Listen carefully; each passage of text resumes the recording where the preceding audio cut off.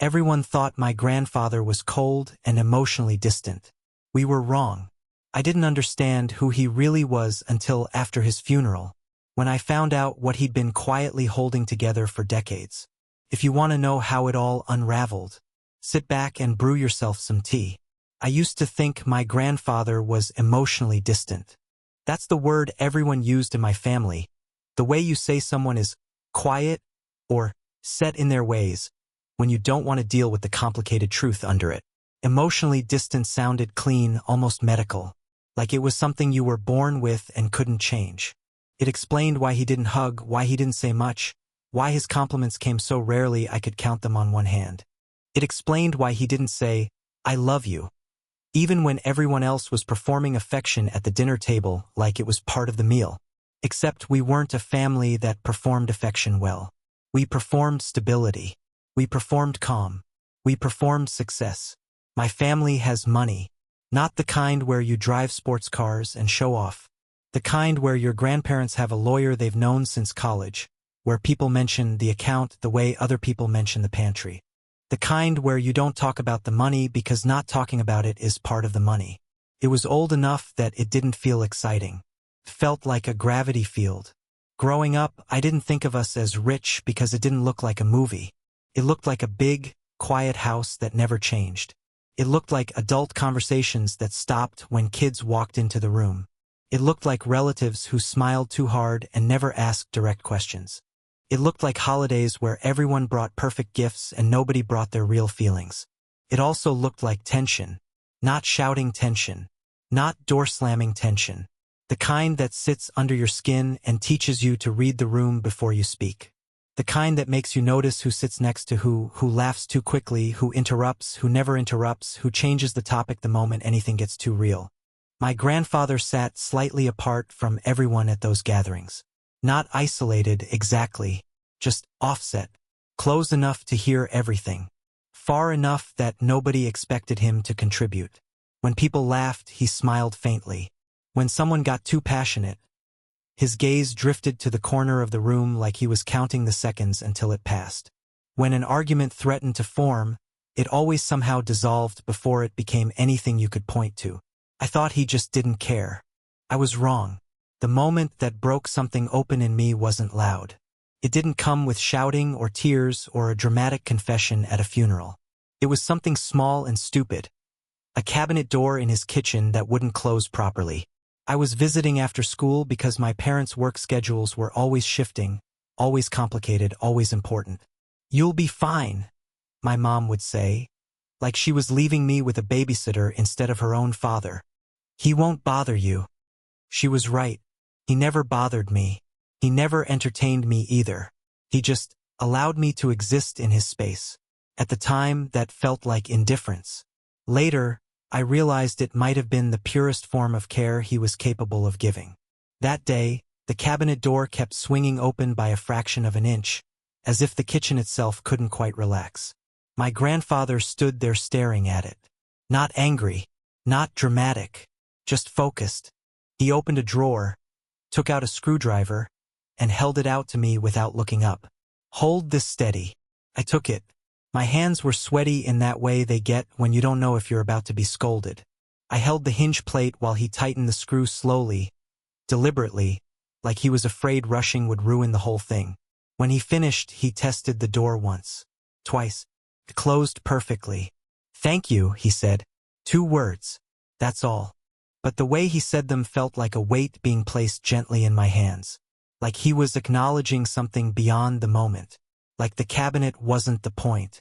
I stood there afterward with the screwdriver still in my grip, my chest tight, knowing, without understanding, that I had just stepped into something I wasn't supposed to notice yet. In my family, my grandfather existed more as a concept than a person.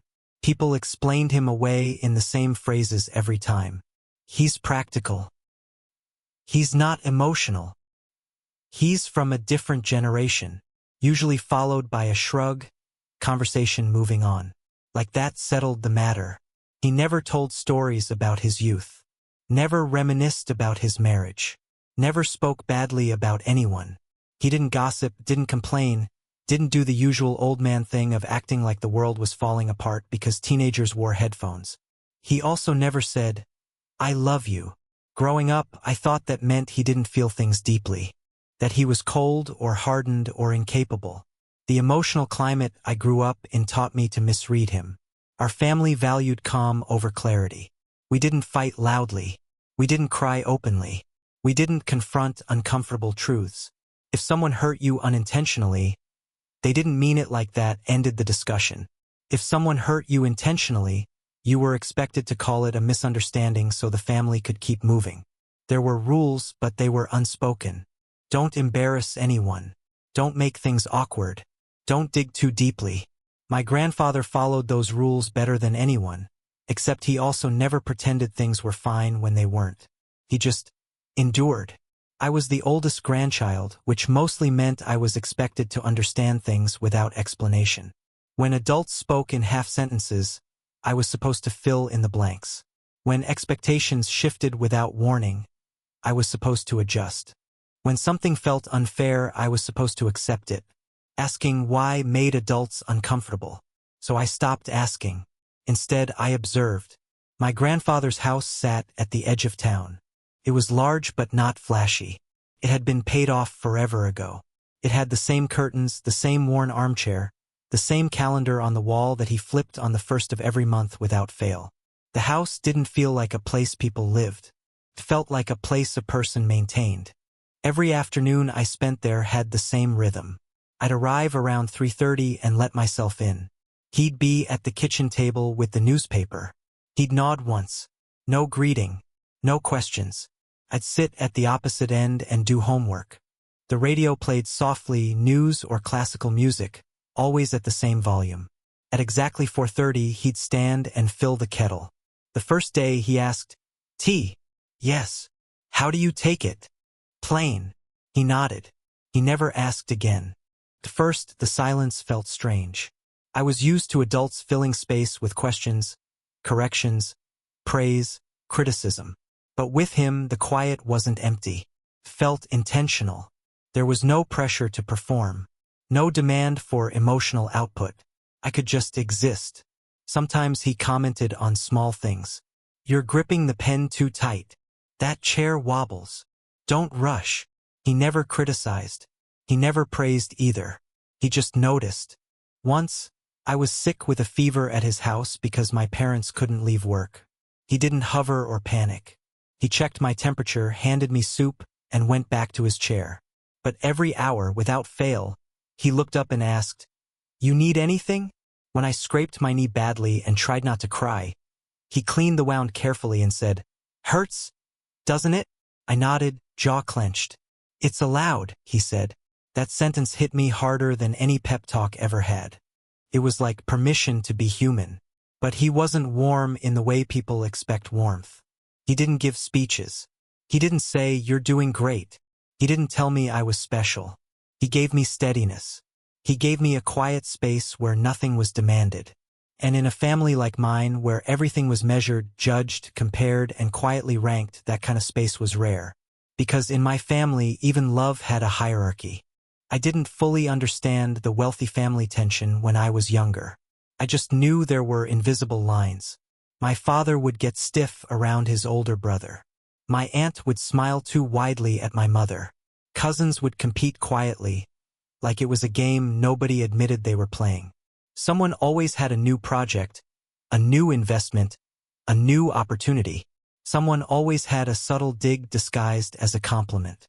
"Still at that job?" An uncle would ask, sounding amused. "You're keeping busy, that's good." An aunt would say, as if being busy was a consolation prize. There were always whispers about who was responsible and who was a mess, who deserved trust and who couldn't be trusted, who was good with money and who was impulsive. And behind all of it was the unspoken truth.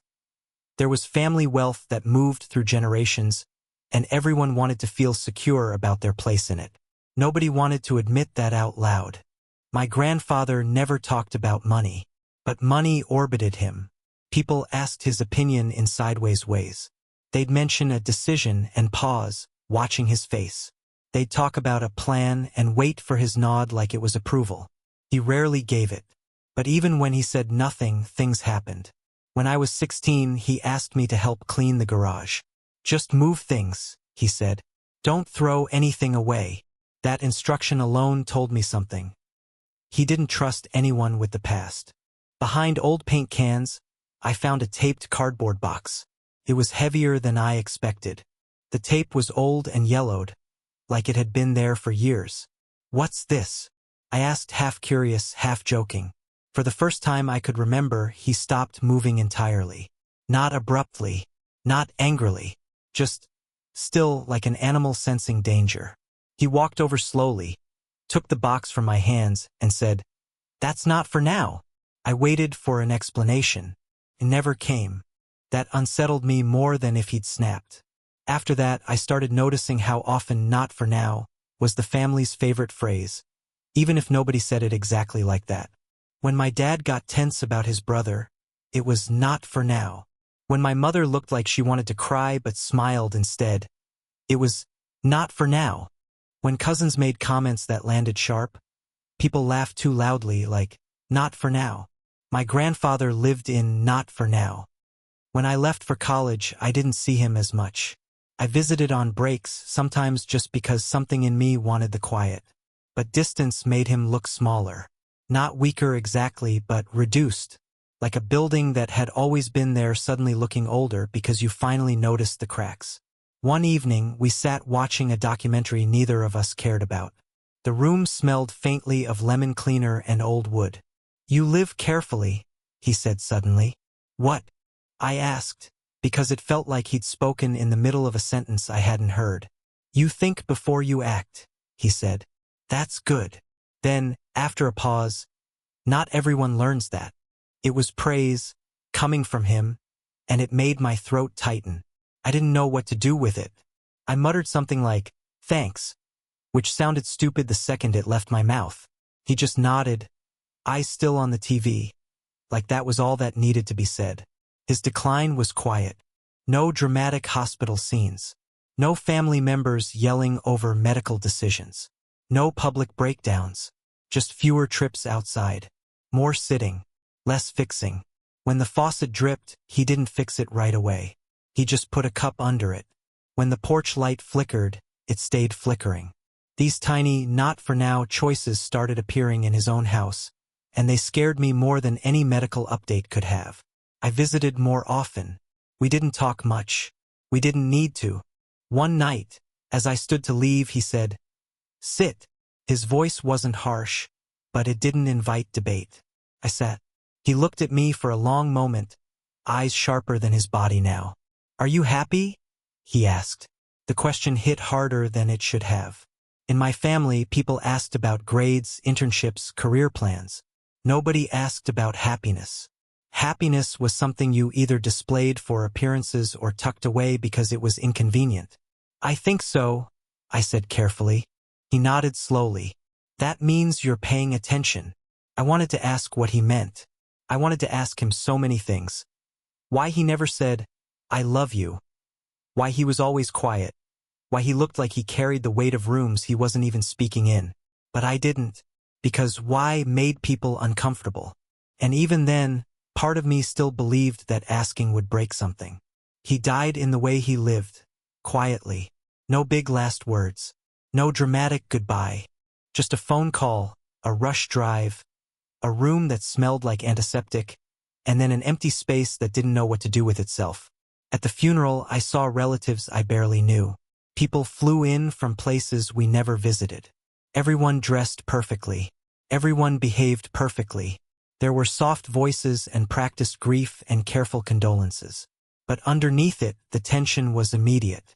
I could feel people assessing the room like it was a negotiation table. Who's sitting with who? Who's talking to the lawyer? Who looks confident? Who looks anxious? My cousin, the one who always talked too loudly, kept making jokes. My uncle, the one who always acted like he didn't need anyone, kept checking his phone. My father looked like someone had removed the floor from under him, even though he was standing upright. My mother was calm in the way people are calm when they're trying not to shatter. After the funeral, we went to my grandfather's house to go through things. I expected sadness. What I didn't expect was how quickly the air turned sharp, like a storm forming without thunder. People moved through the house like they were searching for something. Not memories, not comfort, something else. In the garage, my mother pulled out the box. The one he'd taken from my hands years ago. "You should take this," she said, and the way she said it wasn't casual. It was like she was passing a burden to me without wanting to admit it was a burden. Inside were letters. Dozens of them. All written to my grandmother. They weren't dramatic. They weren't poetic. They were practical, observant, quietly intimate. He wrote about noticing when she was tired. About remembering which tea she liked when she pretended she didn't care. About choosing stability over ambition. About being afraid and not saying it out loud. It was like reading a love story written by someone who believed emotion was a private matter, not a public performance. I sat on the garage floor reading them, feeling like I was trespassing. Then I hit the first twist. Buried among the letters were documents. Not sentimental things. Not photographs. Financial records. Trust paperwork. Bank statements. Property deeds. Legal agreements. I remember flipping through them and feeling my stomach drop, because it wasn't a small amount of money. It wasn't just comfortable. It was organized, layered, planned, protected, spread across accounts and entities I didn't even fully understand at the time. And his name was on all of it, not just as owner, but as the person who had been moving pieces. Quietly, for decades, I kept reading and my hands started shaking. Not from grief, but from a sudden, unsettling clarity. My grandfather hadn't just been the family elder. He'd been the foundation, and he'd been actively holding things in place. There were records of debts being paid off that my aunt had always claimed she handled herself. There were notes about temporary support given to my uncle that he'd turned into a story about his own hard work. There were tuition payments for cousins who acted like they'd clawed their way through school alone. He'd been quietly fixing everyone's messes without letting them feel indebted. And then I found something that made me stop breathing for a second. There were documents related to my father. My father, who acted like he was the responsible son, the steady one, the one who held it together. There were records of a financial disaster from years ago. Something my father had never mentioned. Something the family had never mentioned. A failed business move. A set of loans. A cascade that should have ruined him. But it hadn't, because my grandfather had stepped in. Not publicly, not with a lecture, just quietly, like tightening a hinge screw no one else had noticed was loose. I felt sick. My dad had spent my entire life acting like he didn't need anyone. Acting like emotion was weakness. Acting like help was something you earned, not something you received. And here was proof that he'd been saved. Not once. More than once. I kept digging and hit the second twist. Job offers. Executive positions. Transfer opportunities. Letters congratulating my grandfather on promotions he never accepted. They were big enough that even I, at my age, could understand what he turned down. He could have been a public figure in his industry. He could have expanded the family wealth in ways that would have made everyone's eyes light up. He could have left town, moved the family, changed everything. He turned them all down. Every time. Always citing family obligations. And he never told anyone. Not for gratitude. Not for recognition. Just because. I sat there in the garage, surrounded by the smell of dust and old cardboard, and I realized something I'd never considered. My grandfather's quietness wasn't emptiness. It was strategy. It was discipline. It was control. Not control in the loud, domineering sense. Control like a person holding a fragile glass steady so nobody else sees it trembling. That was when I began to notice the way relatives moved differently after his death. It wasn't just grief. It was something like panic, because the person who had been quietly stabilizing everyone was gone. And now there was no one to quietly tighten the screws. The tensions that had been contained for decades started leaking out in tiny ways. Comments that didn't sound like comments anymore. My aunt standing in the hallway saying, "Well, I assume the Lake place stays in the family line." My uncle replying, "Which line would that be?" My cousin laughing too hard, then getting quiet when nobody laughed back. My father kept saying, "We'll handle it," but he said it like someone repeating a phrase because he didn't know what else to do. A few days later, my father came to my apartment. He didn't sit down right away. He just stood near my kitchen counter, hands clasped, staring at the floor like he was trying to force courage out of the tiles. "There's something I should have told you," he said. I waited. He swallowed.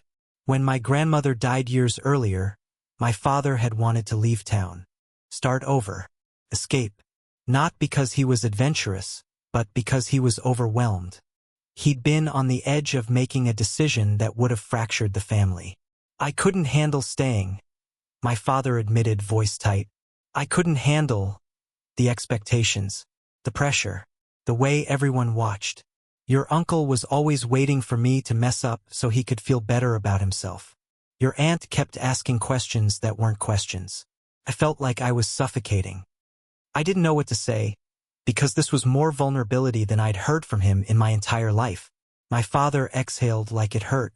"Your grandfather refused," he said. "He told me we weren't leaving. I thought he was being stubborn. I thought he just wanted things his way. But he stayed because I couldn't handle change." My father's jaw clenched. "He carried everything so I wouldn't have to." That sentence landed in my chest like a stone. My grandfather hadn't been distant. He'd been containing the damage. My father's damage. My uncle's resentment. My aunt's bitterness. The cousin's competition. The family's obsession with appearing stable. And then my father said the part that finally made the hair on my arms rise. "He didn't just protect us from outsiders," my father whispered. "He protected us from each other." After my father left, I went back to the box. At the bottom was a folded paper addressed to me. Not to my grandson or to the family. To me, with my full name in his neat handwriting. I opened it and read, "Some things are carried, not spoken. I trusted you to notice." That alone would have been enough to wreck me for a week. But there was more. Attached was a legal document. A trust. Not a simple inheritance. A structured contingency fund with clauses and conditions. A plan that extended beyond his death. It included provisions for medical emergencies, education, sudden unemployment, family stabilization.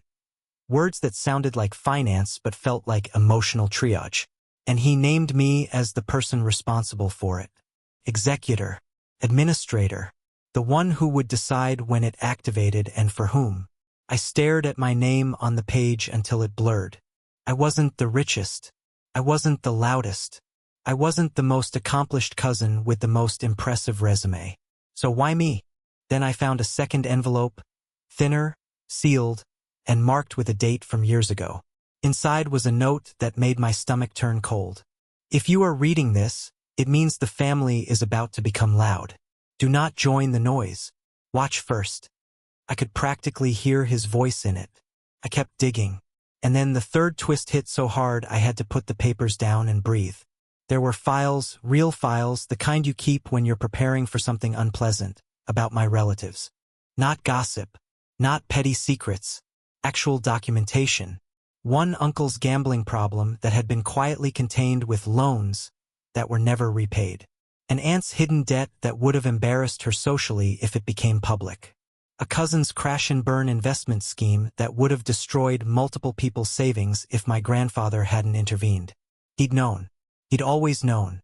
And he'd handled it all without anyone realizing the extent of the mess he was cleaning up.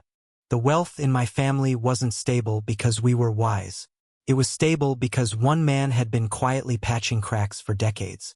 And now he was gone. 3 days later, my father asked if I wanted the house. I said no because the house wasn't just a house. It was a pressure point. It was a symbol. Whoever owned it would become a target. That night, I stood in my own kitchen and noticed a cabinet door that didn't sit right. It wouldn't close all the way unless I pushed it. It wasn't a big deal. It was the kind of thing you ignore for months. I didn't ignore it. I opened a drawer and pulled out a screwdriver.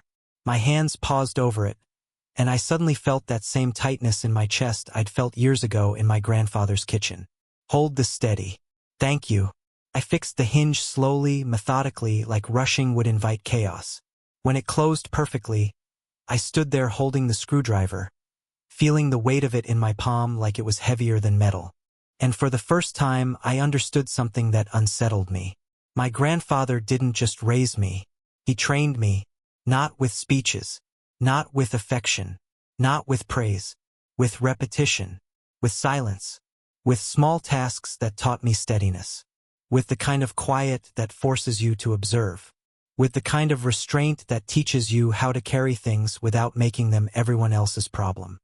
He had looked at our wealthy, polished, unstable family and decided someone needed to be the hinge, the thing that keeps the door from swinging open at the wrong time. And now that I finally understood him, I realized why he never said, "I love you," because he'd been saying it the whole time in the only language he trusted, responsibility. The cabinet door closed perfectly. I turned off the light, and the silence felt familiar again, except now I knew what it contained. And I knew, with a clarity that made my stomach twist, that the family wasn't going to stay quiet for long. Not without him. Not without someone tightening the screws. And the worst part was realizing he'd been preparing me to do it.